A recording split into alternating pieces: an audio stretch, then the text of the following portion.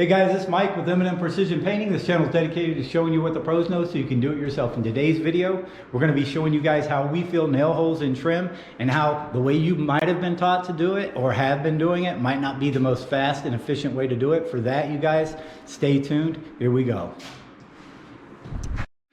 All right, guys, so this is how we fill nail holes. And first thing I want to do is just kind of walk you guys through the advantages and disadvantages of using spackling over something like wood filler. So using spackling, they generally come in white.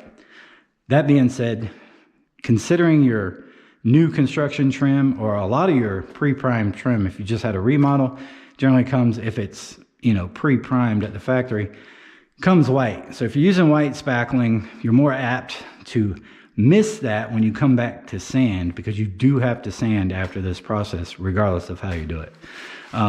That being said, that's a severe disadvantage to using a lightweight spackling. Another disadvantage is what a lot of people do is they get them a putty knife and they get some, you know, lightweight spackling, and they put a big gob of this stuff on here, right? And you got to leave this open if you're using a putty knife to apply it. And then they wipe the excess off. And the problem with wiping the excess off is that now you have so little on there that when this dries, because all these products, when they dry, they're going to shrink. And when they shrink, it's going to leave a divot in your nail hole, right? Which is going to require you to come back after it dries, put another coat on, wipe it off, then sand. After that dries, you got to come back and sand it. You got to prime it, and then you got to put your top coat on. Now, how we do it, one of the advantages of doing it the way we do it is we get a piece of plastic, we get this guy, our wood filler, which by the way dries in 15 to 30 minutes, dries really hard, and it sands really easy. So we really like this product. We put a little glob in the middle of our plastic. Some people call this making a ghost. We wrap it up like such. And then we just put it with our razor knife, put a little hole in there. See, we get the minimal amount necessary to fill a nail hole. Always leave your lid on these two, you guys, because this stuff will dry up, and make sure your lid's set really well. So now we have the minimal effective dose, essentially. So, and our product inside of our little ghost ball here, it's staying fresh. The only part that's exposed, of course, is the part you're about to use. So we get ourselves a little bit of this and come down to our nail hole, and we put it right on it, and we push down and then go away. And then on the other end, because you want to go both ways with this, you go back the other way, and then you can wipe off a little excess.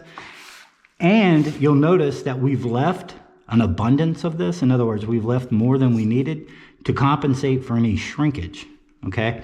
So that when this does shrink, it's still more than we need. So now we don't have to put a second coat. So when we come back and sand, this is done, right? It's ready to be primed. Not only is it done, we have the least amount necessary. In other words, if you look down here where we've used our traditional spackling method with the putty knife, we've got all this extra work to do. Plus you've put it on twice. So with this method, we just get a little bit out of, squeeze our deal there, put one that way, wipe off the edge, go to the next one.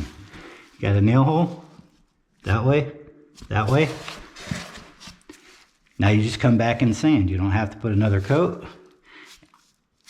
And it contrasts starkly with the white primer, meaning you'll be less apt to miss when you come back to sand these things.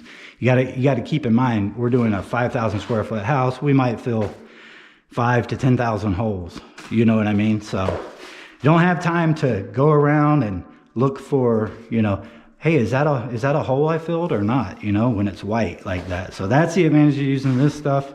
It has very little shrinkage. That's how we do it, you guys. That's how I suggest you guys do it. Also, you want to keep keep this fresh, throw you a little piece of tape over here after you've used it. Anyways, guys, that's how we fill nail holes. That's the way I'd suggest doing it. Don't forget to hit that subscribe button, you guys. Got more content coming out soon. Like it, share it, leave any questions in the comments. If you guys like this content, let me know. I'll make some more for that. See you later.